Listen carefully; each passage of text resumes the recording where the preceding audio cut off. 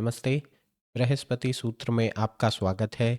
मेरा नाम मयंक है। हेजलेट तर्क देते हैं कि अगर किसी प्रकार का इजी क्रेडिट दिया जा रहा है, लोगों को लोन दे दिए जा रहे हैं बिना किसी गारंटीज के, सरकार लोन ले रही है बिना किसी गारंटीज के, तो यह कोई अच्छा सिम्टम नहीं है।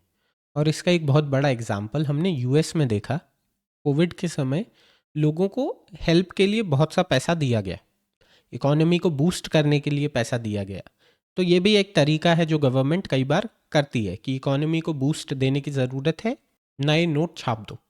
स्पेशली यूएस ये बहुत लंबे टाइम से करता आ रहा है कि वो वहाँ पर नए डॉलर्स छापते जाता है। जब जब उसको लगता है कि उसकी इकोनॉमी धीमी पड़ रही है, वो नए डॉलर्स छाप देता है। लेकिन उससे अल्टीमेटली इन्फ्लेशन क्रिएट होता है। अगर आपकी इकोनॉमी में प्रोडक्ट्स नहीं है, प्रोड्यूस नहीं है, अगर आपने सप्लाई को नहीं बढ़ाया है, तो अगर आप लोगों के हाथ में पैसा भी दे देंगे तो उससे ऐसा नहीं होगा कि अचानक से लोगों के पास जो प्रोडक्ट्स हैं, जो प्रोड्यूस हैं, जो पहले एक होती थी तो अब दो होने लगेंगी। नहीं, पहले अगर मान लीजिए किसी चीज़ में एक समोसा आता था, तो इन्फ्लेशन के कारण आपको दुगनी कीमत चुकाकर वो एक समोसा खरीदना पड़ेगा। तो कहने का यहाँ पर सीधा सा मतलब है कि अगर कहीं से कोई इजी क्रेडिट आ रहा है, चाहे लोगों को या सरकार को, तो वो फ्री में नहीं आता है, तो वो किसी रिसोर्सेस को घुमाकर आप तक पहुंचता है। और अगर सरकार नोट छापने का, एक्स्ट्रा नोट छापने का डिसीजन लेती है, तो उसका मतलब है कि आपके ऊपर एक इन्फ्लेशन की मार पड़ने वाली है। और इन्फ्लेशन, जो महंगाई है, वो एक तरह का हिडन टैक्स है।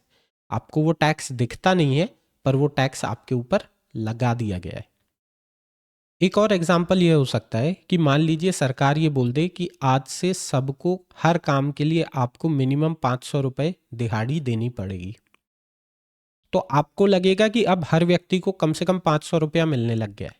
पर सच्चाई ये है कि आप हर इंसान को अगर अमीर कर देंगे, जैसे सबके अकाउंट में 15 लाख रुपया आ जाएगा इस तरह की जो बातें चल रही थी, उससे ऐसा नहीं होगा कि अचानक से देश अमीर हो जाएगा। सारी चीज़ों की कीमतें बढ़ जाएंगी, क्योंकि आपने प्रोड्यूस नहीं बढ़ाई, आपने प्रोडक्ट्स नहीं बढ़ाए, आपने सप्लाई नहीं बढ़ाई। तो ज़रूरी ये है कि जो ह्यूमन रिसोर्स है देश का, वो नई वैल्यू क्रिएट करे, नए प्रोडक्ट्स क्रिएट करे, नई प्रोड्यूस क्रिएट करे, चीज़ों की सप्लाई मार्केट में बढ़े।